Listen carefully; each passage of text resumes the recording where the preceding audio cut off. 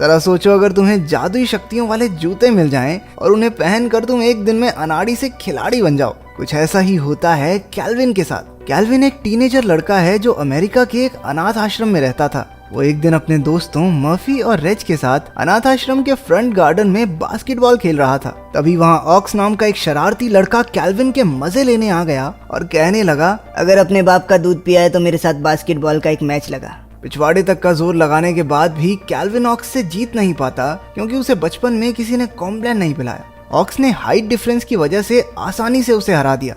Match की शर्त की वजह से कैल्विन को अपनी फेवरेट टी शर्ट ऑक्स को देनी पड़ी, जिसने सिर्फ कैल्विन को परेशान करने के लिए उसे पहनते ही फाड़ डाला।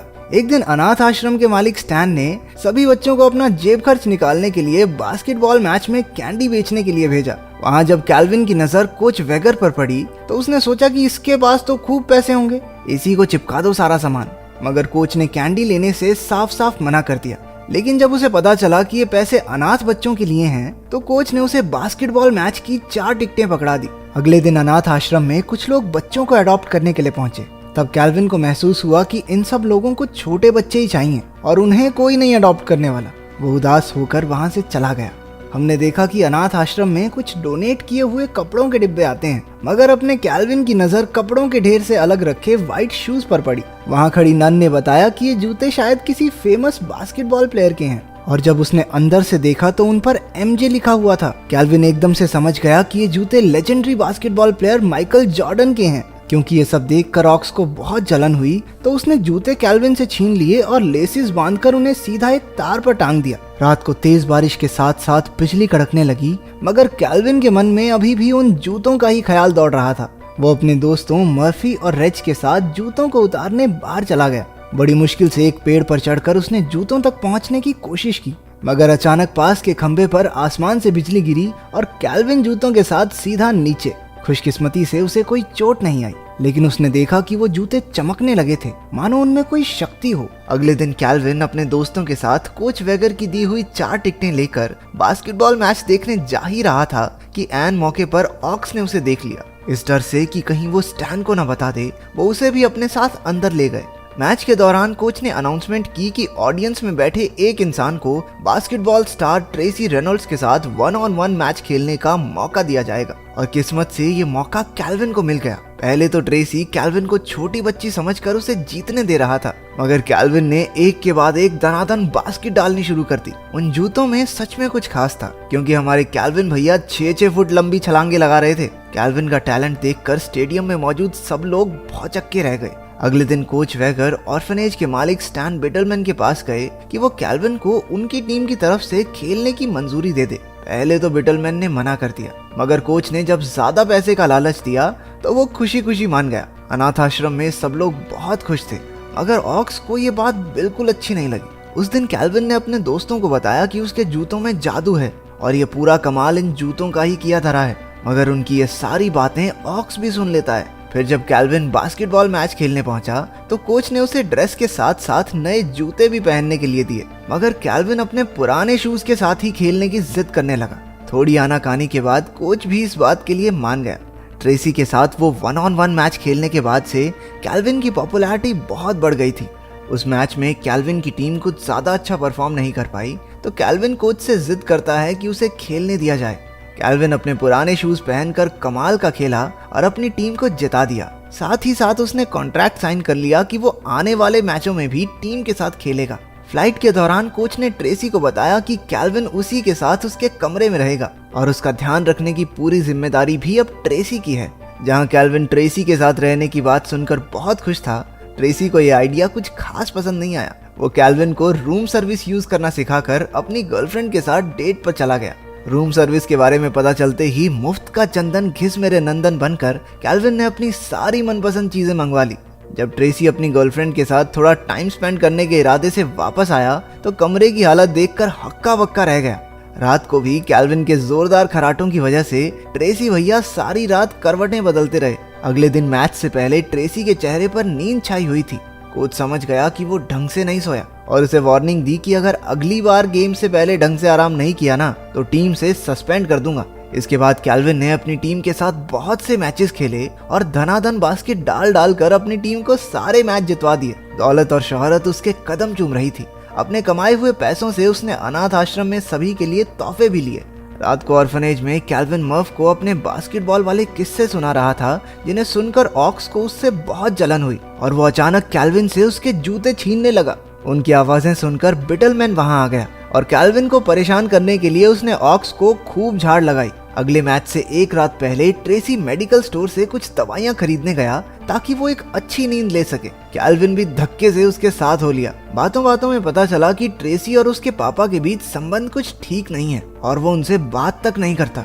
ये बात कैल्विन को बहुत अजीब लगी, क्योंकि वो तो इस बात के लिए भी तरसता है कि किसी को पापा कहकर बुला सके, और जिनके पास हैं वो बात नहीं करते। ट्रेसी ने गलती से एलर्जी की दवाई की जगह नींद की गोलियों की हैवी डोज खा ली, जिसकी वजह से वो गाड़ी में ही सो गया। कैल्विन किसी तरह ठोकते ठुकाते गाड़ी को होटल तक ले गया ताकि पूरी रात बाहर रहने के चक्कर में कोच ट्रेसी को सस्पेंड ना कर दे।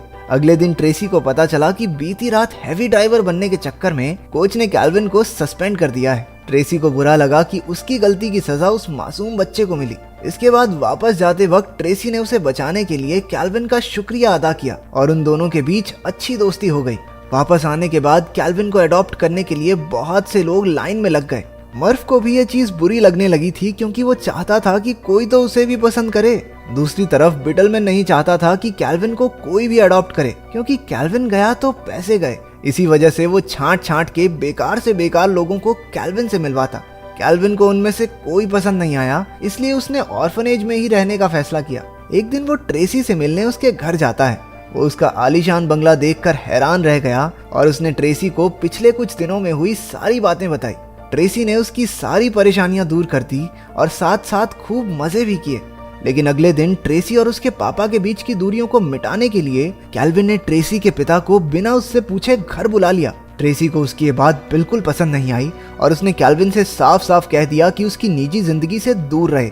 अगले दिन उनका मैच उनकी राइवल टीम से था, पर उनके दो मेन प्लेयर्स ट्रेसी और कैल्विन के बीच तनाव होने की वजह से वो मैच हार गए। कोच इस बात से बहुत गुस्सा हुआ कि वो इतने जरूरी मैच में इतना बेकार कैसे खेल सकते हैं। अब उनके पास सिर्फ एक मैच बचा है जो ये डिसाइड करेगा कि वो नॉकआउट फेज में जाएंगे या नहीं। अगले दिन अनाथ आश्रम में बिटलमैन ने कैल्विन को एक परिवार से मिलवाया जो उसे अडॉप्ट करना चाहता था। साथ साथ उसने कैल्विन को नए जूते देकर कहा, बेटा first impression is last impression, सज धज के जाओ मीटिंग में। कैल्विन ने अपने लकी शूज मर्फ को देकर समझाया कि भाई चाहे जान चली जाए, जूते नहीं जाने चाहिए। मर्फ ने भी जूते पहनकर कैल्विन की तरह खेलने की कोशिश की, लेकिन उसकी बारी में कोई जादू नहीं हुआ। थोड़ी देर बाद ऑक्स मर्फ के पास आया और उससे जूतों के बारे में पूछा। जब उसने बताने से मना कर दिया तो बिटलमैन ने उसकी माँ की आखिरी तस्वीर के कोने को आग लगा दी।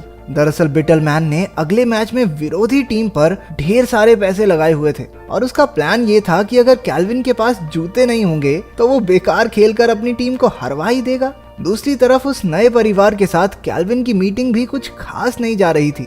मैच से पहले कैल्विन को मर्फ का फोन आया और वो उसे जूतों के बारे में सब कुछ बता देता है। कैल्विन जल्दी से अनाथ आश्रम पहुंचा और अपने दोस्तों के साथ मिलकर बिटलमैन को कुर्सी से बांध दिया। उन सब ने मिलकर उससे जूतों के ठिकाने के बारे में पूछा। जब बिटलमैन ने बड़ी बदतमीजी से ऑक्स को अपनी मदद करने के लिए कहा तो वो भी गुस्से में पार्टी बदल कर बच्चा गैंग में आ गया। उन्होंने जूते ढूंढ निकाले और जल्दी से स्टेडियम की ओर निकल पड़े। बिटलमैन ने भी किसी तरह खुद को आजाद किया और अपने साथियों को फोन करके कैल्विन को रोकने के लिए कहा। उन्होंने कोशिश तो बहुत की, लेकिन बच्चों को रोक नहीं पाए। एंड में बिटलमैन कैल्विन को रोकने के लिए उसके सामने आकर खड़ा हो गया। कैल्विन ने अपना स्कूटर सीधा उसमें दे मारा और जल्दी से अंदर चला गया। कैल्विन की टीम काफी पीछे चल रही थी। उसने मैच में आते ही बास्केट पर बास्केट पेलनी शुरू कर दी और जल्द ही स्कोर बराबरी पर आ गया।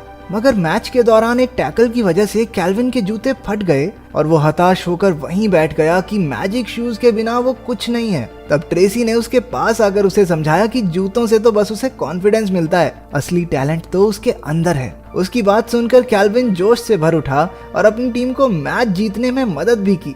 मैच के बाद उसने फैसला लिया कि वो आम बच्चों की तरह जिंदगी बिताना चाहता है और कोच से कॉन्ट्रैक्ट रिन्यू ना करने की बात करके वापस अनाथ आश्रम चला गया। बिटलमैन के जाने के बाद से वहां के हाल भी काफी अच्छे हो चुके थे। एक दिन अचानक से ट्रेसी अनाथ आश्रम आया। उसने कैल्विन से कहा कि वो सोच रहा है एक बच्चा अडॉप्ट कर ले।